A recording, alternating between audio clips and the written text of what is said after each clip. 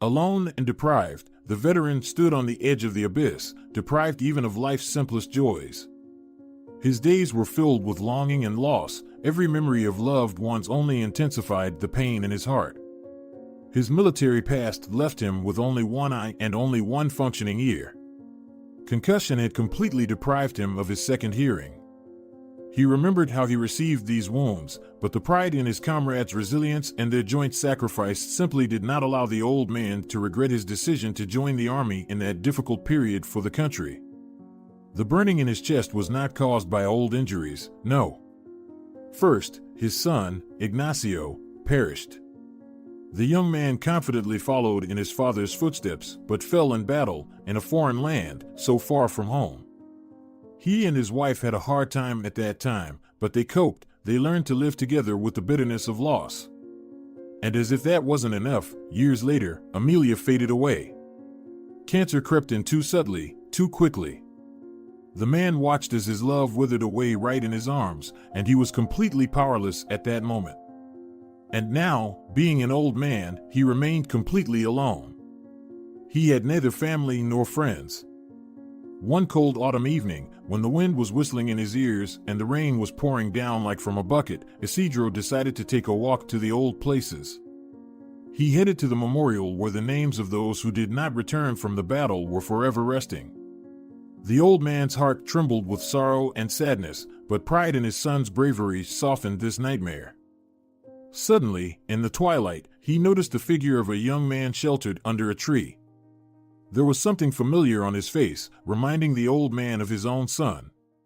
He approached closer and asked, "Young man, what are you doing here in such weather?" He raised his eyes, and their gazes met. In his eyes, the old man saw a reflection of his own loss and pain. "I lost my father in the war," the young man replied.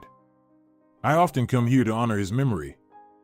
The old man understood that this young man needed support just as much as he did. They sat down on a modest bench under the tree and began to talk. The young man talked about his father, about his dreams and hopes. The old man, on the other hand, remembered his wife, his son, his sorrowful losses.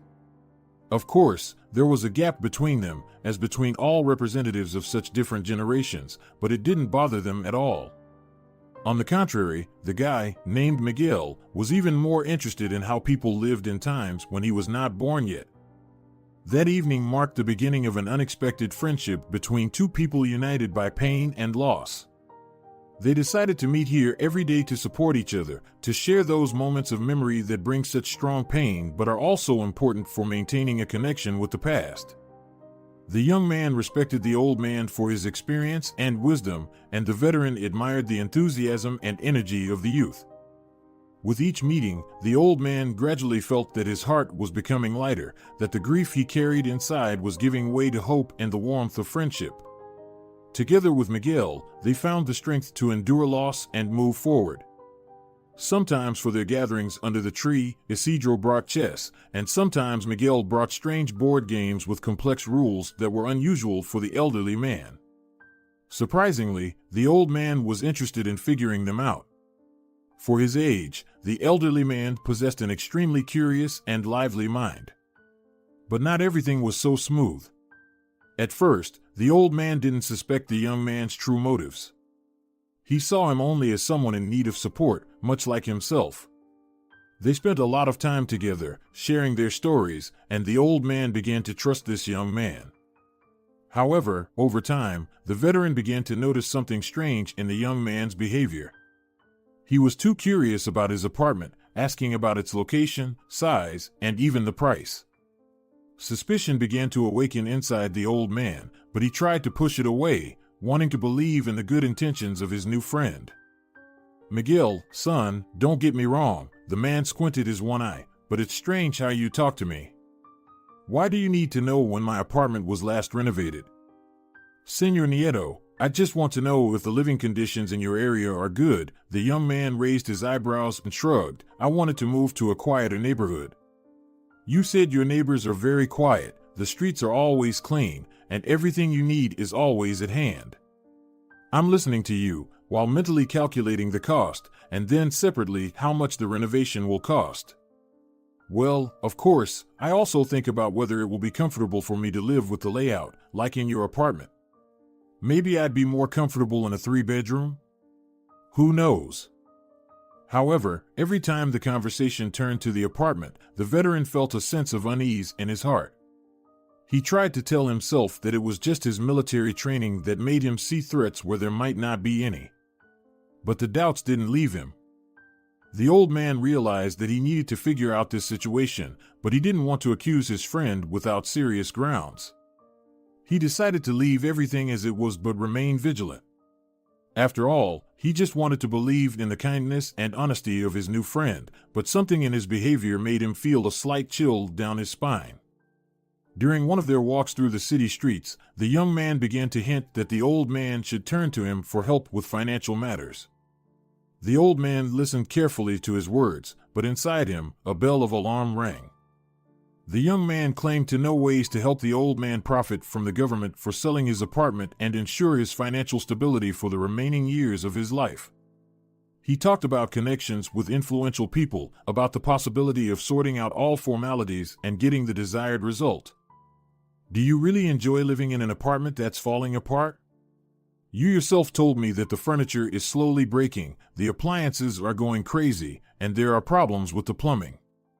The old man listened to his words, but doubts swirled in his head. He wondered why the young man was so persistently interested in his financial situation and was willing to help him for free.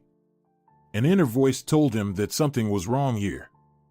The old man understood that decisions in this situation needed to be made with caution. He decided not to give a final answer to the young man and instead said he would think about his offer. After deep thought, the old man realized that he needed to carefully consider the situation and be prepared for any possible consequences before making any decisions.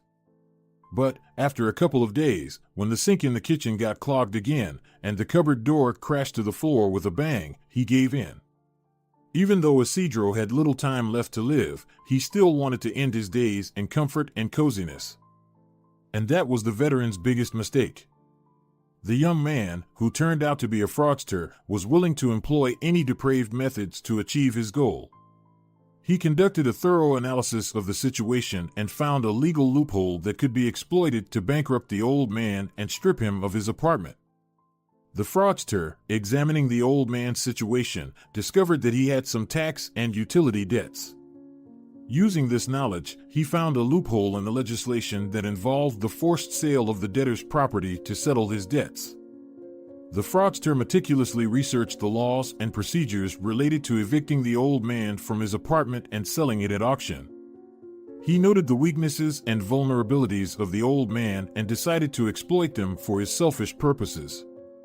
Utilizing his legal expertise and connections with influential individuals, the fraudster arranged for the old man to be declared a debtor, and his apartment was put up for auction. He ensured that the selling price of the apartment was significantly below its market value. The fraudster employed various manipulations and pressured governmental structures to ensure the successful execution of his nefarious plan. He was willing to do whatever it took to benefit from this situation, even if it meant causing indescribable suffering to the old man. Thus, the legal loophole the fraudster found involved using the old man's debts to forcibly sell his apartment at a reduced price. This cunning plan allowed the fraudster to achieve his goal and deprive the old man of his only sanctuary and source of stability. The old man, being honest and unsuspecting, was completely unprepared for such levels of deceit and cruelty. He could not fathom that someone could stoop so low as to exploit his vulnerable position for their own gain. When the fraudster executed his cunning plan, the old man was literally thrown out onto the street, deprived of his only shelter and documents. This terrible turn of events left him in complete despair, lost and defenseless. For Isidro, it was a blow from which it was very difficult to recover. He felt betrayed and deceived, trapped by the fraudster who ruthlessly exploited his weaknesses and vulnerabilities. A sense of helplessness and hopelessness overwhelmed the old man, but along with them, a fire of anger was ignited within him. Anger at the world, which not only took everything he had, but also continued to trample him underfoot. Anger at himself for allowing himself to trust a young man without seeing his true intentions. And finally, anger at the young man, who mercilessly destroyed his last shreds of dignity and peace. Scoundrel! Pup! With bitterness and resentment in his voice, the old man muttered as he tossed and turned on the hard cot in the homeless shelter. I fought for a better life for people like him. For the youth to have a peaceful sky above their heads. Old fool, you suspected. Look where your trust has led you. Workers from charitable foundations, who owned the shelters where the old man often stayed, simply shrugged.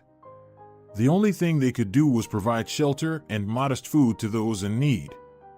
They listened to Isidro's story but couldn't say anything in response. They didn't know what to do in such cases, nor did they know where to turn. Every new day became a real trial for the old man. He woke up in his lonely world, where the walls of the shelter seemed too tight and memories of his past were too heavy. The struggle with pain became increasingly difficult as he remembered his days in battle and the losses he had faced. Vivid images of his beloved wife and deceased son constantly flashed before his eyes, like ghosts haunting him. One day, Isidro had a simultaneously beautiful and disturbing dream. At first, he saw his dear Amelia in it. In this vision, she looked as if she had never been plagued by illness. Rosy-cheeked, with sparkling eyes, she smiled at him and reached out her hands. Isidro, worn out by constant struggle for survival, went towards her, and suddenly his steps became so light that he felt 40 years younger. Amelia continued to beckon her husband, luring him away, gradually moving further from him. The man couldn't see where, because of the bright light shining directly into his eyes from his wife's silhouette. He only felt with all his heart that it was good there. But the light suddenly became dim. From somewhere behind, the noise and roar echoed. Isidro froze in place, as did Amelia. It was the rumble of war. These were gunshots, explosions, people's screams. It was the rumble of heavy machinery and the roar of aircraft engines. Suddenly, someone grabbed the old man by the shoulders and turned him around. With amazement, he looked into the face of Ignacio, who was clearly furious with his father. "You can't run away from the field." "There was no order to retreat," he shouted, shaking the old man by the chest. "There was an order to hold positions.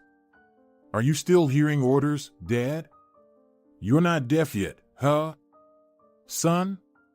You'll rest later, when the time comes. Just not now, it's still too early." The young man's face changed. "It's not time yet. Do you hear me?" Isidro nodded sharply. He didn't fully understand what his son meant, but he decided to support him. The old man turned his shoulder and saw Amelia's smile slowly fading from her face. Her gaze became mournful, filled with deepest sorrow. She pressed her hands to herself, and the light behind her began to fade gradually. Ignacio shook his father again, not letting him relax. The young soldier pressed his forehead against his father's, clutching the hair on the back of his head. "I'll be back, tomorrow or in the next life." Isidro saw tears streaming down his son's cheeks. "Tomorrow or in the next life. But you have nothing to do here, Lieutenant."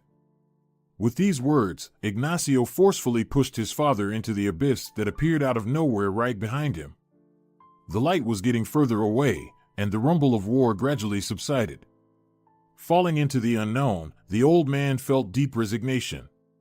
Strangely, he wasn't afraid. He felt almost nothing. And then, finding himself in complete darkness and silence, he shuddered through his whole body. "What's the matter, Doc?"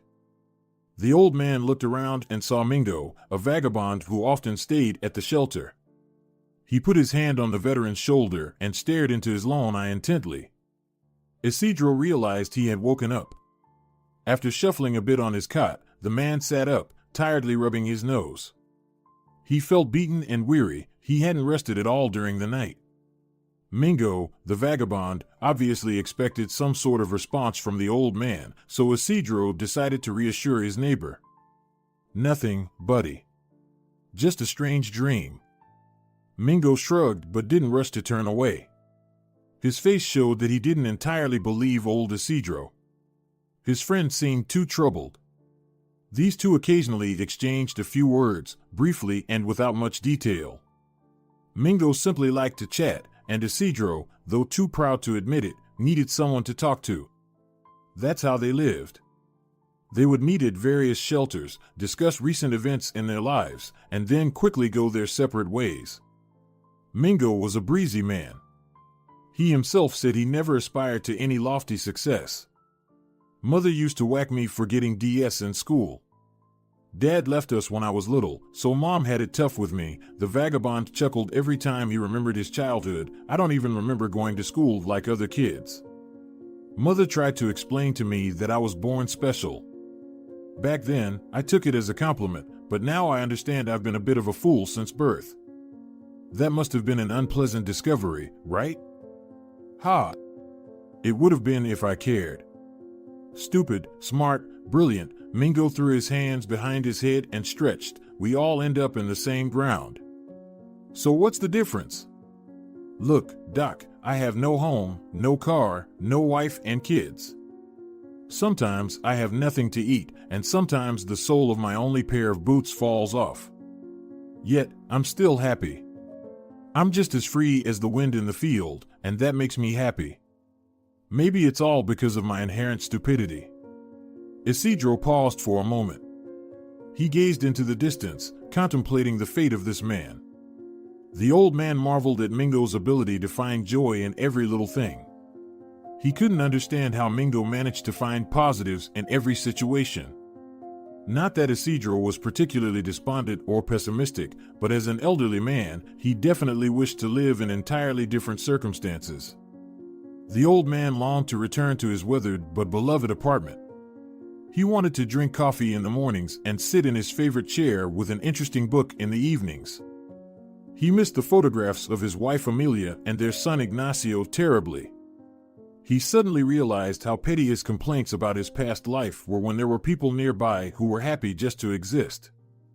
You know, Domingo, the old man smiled for the first time in a long while, you truly are special. The Lord has blessed you with a happiness that lasts a lifetime.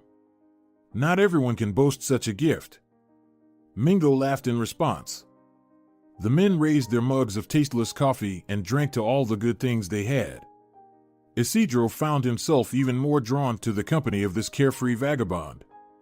Perhaps Mingo could barely read, didn't know any literary works, and couldn't flaunt knowledge, but the old man couldn't deny that instead of diplomas and doctoral degrees, Mingo had acquired something more important. Simple worldly wisdom. A couple of months after that conversation, Domingo passed away. Isidro woke up and glanced at his neighbor, feeling somewhat unaccustomed. Usually, the vagabond always woke up before the old man and eagerly shared any news he had. But this time, he simply lay on his makeshift bed. The veteran awkwardly got up from his stiff cot, stretched a bit, and looked again at his neighbor. He remained motionless, not stirring. "Mijo?" In response, silence buzzed in the old man's ears, stark against the general hubbub of the shelter. Still unaware of what had happened, a chill ran down the pensioner's spine. He rushed to his friend and immediately pulled the worn-out sheet from his head. Underneath, Isidro saw Mijo's face, serene and lifeless, already drained of color. His features were completely relaxed, wrinkles smoothed, and eyelids softly closed. The old man froze, unable to move. He continued to stare at his now lifeless companion. "Oh, Mijo." Even in death, the vagabond's face was lit by a gentle smile, the same one he carried through his unfortunately short life. Later, the charity workers shared with the old man that his friend had died of a heart attack. Just like that, quietly, without fuss or pain. A friend. Perhaps, over the years, Isidro had indeed had a true friend by his side. He needed nothing from the old man except a listening ear for his cheerful, albeit sometimes shocking, childhood stories. He couldn't bring himself to attend the funeral. It turned out Mijo had nephews who knew about their wayward uncle. And Mijo himself knew them well. He simply didn't want to live like other people. The man decided not to cross paths with his friend's relatives to avoid unnecessary questions. It was just too hard for him to talk about the vagabond Mijo. A couple of days later, Isidro went to the cemetery, to the modest grave marked with a scribbled number. He said nothing. He simply ran his wrinkled hand over the small cold stone and looked at the epitaph, on which, besides the dates of birth and death, kind people had engraved the phrase Isidro had said to them. Surprisingly, the nephews decided not to change anything, just agreeing with the recommendations of some random fellow from the shelter. Apparently, they knew what kind of person their uncle was too. And I am still happy this was the phrase that completely described the man's life. Before leaving, the old man left an old, rusted metal keychain in the shape of a smiling heart near the tombstone, which had fallen from the stretcher as Domingo's lifeless body was carried away. The old man believed that his duty was to fight, even if the world was unfair to him. He didn't ask for sympathy or help from the youth. All his life, he preferred to go his own way, despite all the difficulties and trials he had to endure. Domingo taught him not to get upset over trivial matters. Yes, Isidro was poor and lonely. But he lived, breathed this air, looked at this blue sky. However, with each passing day, his physical strength diminished and his health deteriorated. Battle scars and the consequences of injuries sustained during the years of war became an unbearable burden for his aging body. His lone eye and deaf ears served as reminders of how much had changed since he was young and strong. Yet, despite all the hardships, the old man continued to fight, refusing to surrender to old age and illness. He never imagined that a chance encounter with a vagabond would awaken such a strange will to live in the old veteran. Deprived of his only shelter and wandering from one shelter to another, the veteran exemplified resilience and perseverance. He took any job offered at the employment center, regardless of his age and physical difficulties. However, despite all the hardships, he stubbornly rejected offers of assistance and care in nursing homes. Over the years of roaming the city streets, the old man became increasingly withdrawn and proud. His life experience and resilience made him too unyielding to accept help from young nurses and caregivers. He believed that the youth should not burden themselves with caring for frail old men and preferred to remain independent and self-reliant. For him, it was not just a matter of pride, but also a matter of perception of the world. A man whose youth was spent in inhumane conditions of wartime could not accept the idea that his less than healthy condition warranted attention and care from the younger generation. His view of the world was marked by firmness and steadfastness, and he preferred to fight for his existence independently, without relying on others. One day, when there was no work at the employment center, and there wasn't enough money even for the simplest meal, the old man felt a hunger that persistently demanded satisfaction. The shelters were also overcrowded. There simply wasn't enough food for everyone. He realized he needed to eat something to alleviate the pain in his stomach. Struggling to move through the streets, the old man began picking up coins from the ground in alleys, despite his fatigue and physical difficulties. Each coin was valuable to him, each one brought him closer to the possibility of buying something edible. And their number slightly increased. The old man found himself in front of the counter of a small store, where freshly baked buns and bread on the shelves caught his eye. The feeling of hunger became unbearable, but in the old man's pockets lay only a few coins that he had hardly collected during the day in the alleys. He approached the counter slowly, his back rounded, and his steps uncertain, as if each step cost him tremendous effort. Isidro took one bun and began contemplating his motives, his situation. And what did his conscience say about it? What am I, reduced to theft? The old man thought to himself. You lived on a couple of spoonfuls of water a day, on half a dry biscuit a week. Look at yourself, what a mess. The old man was only ashamed of himself for such thoughts even crossing his mind. He suddenly shuddered at the idea that he had almost stolen the most ordinary bun from the store. He sighed heavily, more as a reproach to himself, and prepared to put the extra bun back on the counter, casting his gaze downward. It was at that moment, as he was about to place it back, that he heard a rustle and felt heavy gazes upon him. Turning around, he saw a young and stern security guard looking at him suspiciously and approaching. "What are you doing here?" asked the guard with a displeased expression on his face.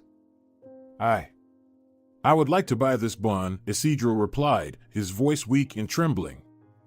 Why did you take two then, if you only wanted to buy one?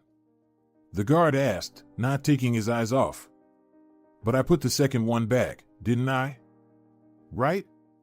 Isidro stuttered, trying to explain the situation. He felt that every word he said only aroused more suspicion. The guard insisted that Isidro took two buns, but intended to pay for only one. Isidro's heart beat faster. He felt ashamed and hurt by being suspected of dishonesty. He silently handed the unbought bun to the guard, but the guard just nodded his head and pointed to the door. Come with me. Isidro turned slowly and approached the security guard, feeling the bitterness of insult and pain gripping his heart. He realized that there was no place for the weak and poor in this world, and that he would have to fight even harder to survive. During the search of the old man's pockets, the guards unexpectedly found two valuable items that initially didn't catch their attention: a metal fork combat merit and a yellowed piece of paper folded into a tiny square. Tentatively unfolding the paper, they saw an old, time-stained child's drawing. The drawing depicted a soldier standing next to a woman and a child. In the background was a depiction of a house. The soldier had his hand on the woman's shoulder, and the child, hugging his leg, smiled happily. The inscription on the drawing read, "My daddy is a hero." The guard's gazes shifted from the drawing to the old man's face. In his remaining eye, they could read the thorny paths he had traveled and boundless sorrow. It became clear at that moment that life circumstances had led him to this position, far from his own mistakes or shortcomings. The guards felt horror at how they had erred in judging the old man and subjecting him to humiliation. They realized that this person standing before them was not just a stranger but a hero whose sacrifices and sufferings deserved respect and recognition. "So you are a veteran?" One of the guards nervously coughed into his fist, asking. But Isidro only nodded silently, unable to say anything to them. With understanding and regret, they returned the medal and the drawing to the old man. The guards decided to help him, at least to the extent they could do it right now. It was obvious that the elderly man was very hungry. This was evident from the modest bun he held in his hands for a long time in front of the counter, and from his gaunt figure. Explaining the situation to their chief, the guards asked for a brief leave from their post. They escorted the old man to the nearest cafe and paid for his meal. "Take whatever you want," one of them began, placing a hand on the frail back of the pensioner. "Please forgive us, it's all because of our job, we have to keep an eye on everything. Surely, you know yourself how many scoundrels roam this earth." The old man gratefully smiled at them, looking into their faces with eyes full of gratitude. At that moment, a spark of hope ignited in his heart that perhaps there were still good people in this world, ready to help those in need of assistance and support. After the guards realized their mistake, upon returning from the cafe, they invited the old man into the staff room to better understand his situation and learn about his life. Inside the room, silence reigned, interrupted only by the sound of the swinging pendulum on the wall and the quiet steps of the guards accompanying the old man. "Please, have a seat, Lieutenant." A young man named Pedro placed the first available chair in front of the old man. "Tell us, what happened to you? Why is a hero like yourself forced to survive rather than live?" Sitting on a dilapidated chair, the old man began to tell his story. He spoke of his service in the army, his family, the losses, and the sufferings he endured. His voice was quiet but filled with bitterness and sorrow. Each word sounded like a heartbeat, filled with pain and hope for justice. "And, in the end, I, old and lonely, encountered a swindler." At this point, the veteran's voice trembled with bitterness. "I hoped I had found a friend with whom I could share the weight of loss and the burden of loneliness, but he had entirely different plans. He deceived me, took everything I had, and that was that." Listening to his story, the young men couldn't contain their anger. They clenched their fists, feeling the rage build against those who dared to mistreat such a person. This man, who once fought for the welfare of the country, was once a hero, but now found himself lonely and vulnerable, struck by such a despicable blow from scammers. Pedro's father fought around the same time as the deceased Señor Nieto, so the story of the maimed veteran touched him more deeply than the others. He couldn't imagine for a second that his father would end up wandering the streets, suffering from hunger and cold. Completely alone, completely unwanted. As if forgotten by the whole world. The women in the room couldn't hold back their tears. Many of those present had elderly grandfathers, or even fathers, of a venerable age. They were the most beloved people in the world to them. And now before them sat the most miserable person they had ever seen. When Isidro's story reached the beggar Mingo, everyone present heard a quiet sob, carrying sincere pity and regret within it. "Señor Nieto, don't run away from us," Andrea, tearfully, managed to utter. "You're a proud man, that's obvious. You even told us yourself. Please, don't disappear anywhere, we'll help you." The young men, who were the first to get acquainted with the veteran, vowed to do everything possible to help the old man. They promised to help him restore his rights and reclaim his home, which was unlawfully taken from him. They promised not to leave him in trouble and to support him as soon as they could. The women present, in turn, began to worry about current problems that could be addressed right away. "My room is empty now. I used to live with my son, but he grew up, got married, and has his own house, his own family." Carmen, the accountant, who was no longer young herself, suddenly began from afar. "You can stay with me for a while. We won't bother each other. I'll be at work during the day, and in the evening, we'll each have our own room.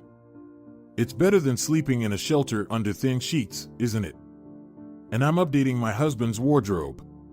We were looking for a place to put the old clothes. Don't think they're bad, they're just too big for my husband now," Luisa began to justify, offering a cup of coffee to the elderly person. "And you, even though you're quite thin now, you were undoubtedly robust in your youth. His clothes might fit you. We don't mind. It would be a waste to throw them away." The old man smiled gratefully at them, feeling somewhat relieved that there were people willing to help him. In this world where he felt betrayed and forgotten, suddenly there were kind souls ready to lend him a helping hand. He hadn't sought help deliberately, enduring his sad existence in solitude, but this was a small light in the darkness, giving the old man hope for a better future. After a serious conversation with the pensioner and realizing the gravity of his situation, the store workers decided to do everything possible to help him regain a dignified life. Gathering together, they discussed a plan of action. One of the first steps was to gather more information about the old man. They decided to check the veteran's database to find his name and military service history. When they found his records, it became clear to them that the old man was indeed a veteran who had served his country with honor and bravery. Photographs from his younger days only confirmed this: confident facial features, proud posture, and a determined gaze. Even more recent photos, where the man had already been wounded and retired, emitted such powerful energy and thirst for life that it touched the hearts of the young people, realizing that this soldier was now leading a miserable existence. Inspired by his story and desire to help, the store workers embarked on more active actions. They contacted local veterans organizations and charitable foundations to find out how they could help the old man return to his home and provide him with support. Furthermore, they organized fundraising among the store employees and reached out to communities on social media for assistance. Their initiative garnered widespread response, and people were eager and somewhat proud to help a veteran who found himself in such a difficult situation. With each passing day, support for the old man grew. He felt less lonely and helpless, knowing that he was being supported and helped to return to a dignified life. The Veterans Foundation provided him with contacts of other men who had served with him at the same time. Some of them lived with their families, while others enjoyed life in retirement homes among other dear old folks. For now, Isidro used Carmen's computer to communicate with them, as she liked to have a cup of coffee with the old man in the evenings and listen to his life stories. Volunteers promised to buy Isidro a phone as soon as his new documents were processed. The Veterans Foundation immediately responded to the situation with the pensioner and organized a fundraiser to assist him. Thanks to the generosity and support of people who believed in the importance of supporting veterans, the funds were raised quite quickly. One of the first steps was to restore the pensioner's lost documents. The Veterans Foundation collaborated with competent authorities to quickly address this issue. Thanks to their efforts, the elderly man had all the necessary documents confirming his identity and veteran status restored. Be sure to call me whenever you want. Carmen chirped excitedly in the store, where she had specially gone with the volunteers and Isidro. You probably would be better off with a button phone. Even touchscreens are tricky for me. Guys, I don't really understand all these models myself, but since you handle the money, pick something more reliable for the pensioner. Oh, Sonora. Every elderly person needs a friend like you, chuckled one of the volunteers. To worry like this. Don't worry, we'll choose a model that Senor Nieto can handle. We'll consider his vision and motor skills. You just make sure to be there for him in case he needs help. The woman nodded satisfactorily. Through Isidro, she glimpsed her long-deceased father. Only the timbre of his voice brought Carmen back to those times when she was just a young girl. Now, recalling this pleasant feeling of some sort of familial support, she couldn't tear herself away from this touching old man. Carmen, what would I do without you? Isidro smiled. You've taught me about computers, and now you're getting ready to help with the phone. You're simply an angel, dear. Choosing a phone, considering such a support group, was one of the simplest tasks in Senor Nieto's case. Indeed, the volunteers took into account all the peculiarities of the pensioner they were tasked to take care of. But the public resonance went beyond the usual assistance to a veteran. Isidro's case also caught the interest of law enforcement officials. It turned out that not only Senor Nieto, but many other pensioners in the city had fallen victim to similar acts of fraud. The police began an investigation, and soon photo fits were compiled. It was by these that the criminals, including the same Miguel who deceived Isidro, were apprehended. After the criminals were identified by law enforcement, an investigation began. The police arrested the criminals who had taken documents and an apartment from the old man and charged them. The pensioner felt a sense of justice and satisfaction knowing that those who had caused him so much pain and suffering would finally be held accountable for their actions. The Veterans Foundation also provided financial support for repairing the pensioner's apartment. Thanks to this, the old man could return to his home, which had been unlawfully taken from him. The repairs were done quickly and with quality to create comfortable conditions for the pensioner. Carmen had grown so accustomed to Isidro's company that she even shed a tear when it was time to part with him. Even the old man was touched by such warm affection from a completely unfamiliar woman in distress. They promised to call each other every evening to chat or support each other in moments of sadness, and to visit each other to have coffee together. Furthermore, thanks to the efforts of the fund, the pensioner's right to receive his pension was restored. He was no longer deprived of this important source of income, which allowed him to sustain himself.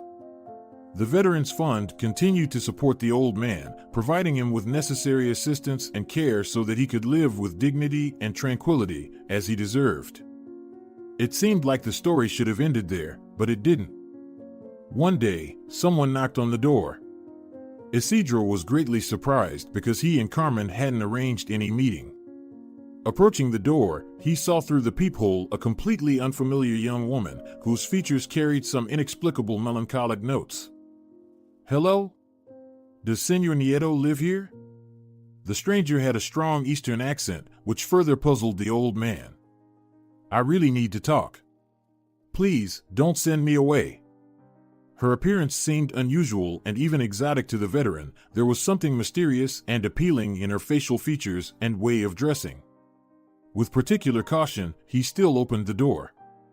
The man awkwardly shifted from foot to foot, scrutinizing the face of the strange person. Do you need something? Yes and no. You see, this will sound very strange. The girl hesitated and took a deep breath before blurting out, I'm your granddaughter. Ignacio's daughter. The old man let out a bitter laugh. How absurd.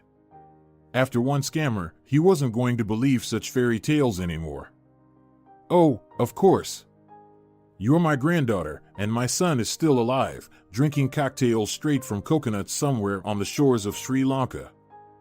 I can prove it. The uninvited guest grabbed the door with her hand, not allowing the man to close it, I have a whole folder with photos, my birth certificate, everything is there.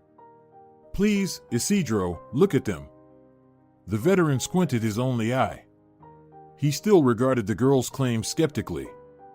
But for some reason, he decided to let her in and show what she had collected in a whole folder. The girl quickly explained that thanks to the efforts of the Veterans Fund, their story had been heard almost all over the world. From the description of appearance and the unit number, she recognized her grandfather in the tattered old man, whom neither she nor her mother could contact because of the language barrier. It turned out that the veteran's son, who served in the army, was in a romantic relationship with a civilian woman.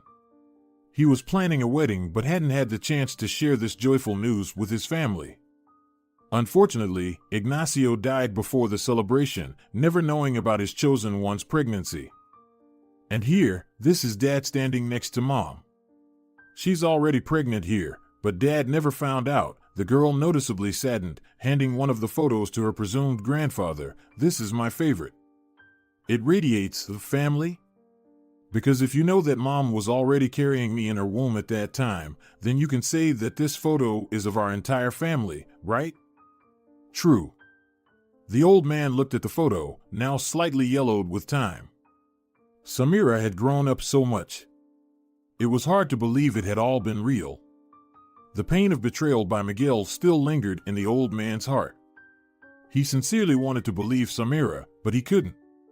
Even the positive experience of friendship with the vagabond Mingo couldn't help the old man open his heart. He remained silent for a long time, looking at the photos, unable to voice his rough, as he thought, suspicions. But suddenly the girl took the old man's hand. Isidro, I don't need anything from you, neither does Mom. She looked into the veteran's eyes. We can do a DNA test. It's okay, I was prepared for this outcome. I can even pay for it myself. I just want you to not be alone. I want you to be part of the family. After all, Dad was your biological son, so you should be with me and Mom. The old man asked for a few days to make a decision. Instead of just leaving, Samira left Isidro her favorite photograph. Only when the girl left did the man decide to hold the photo in his hands. There, on the back, he saw a short inscription that brought out all the unshed tears of sorrow and loneliness. The underline clearly belonged to the late Ignacio, and the inscription read, "I'll come back to you, tomorrow or in the next life." The next day, he called Samira to tell her his decision. The girl came to the old man's house to pick him up. In the hospital, they sat in long anticipation of the test results. The doctors, seeing such a strange pair coming for such a strange reason, couldn't contain their surprise.